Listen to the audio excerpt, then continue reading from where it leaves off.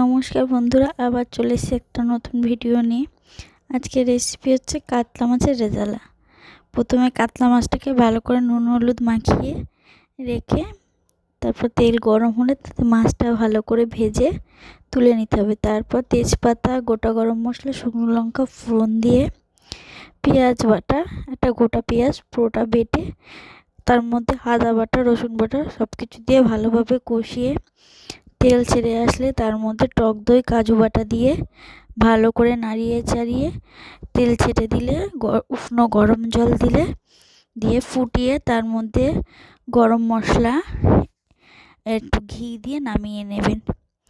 ভিডিওটা যদি ভালো লাগে তাহলে লাইক করবেন, কমেন্ট করবেন, শেয়ার করবেন আর আমাদের চ্যানেলটির পাশে থাকবেন। ধন্যবাদ বন্ধুরা।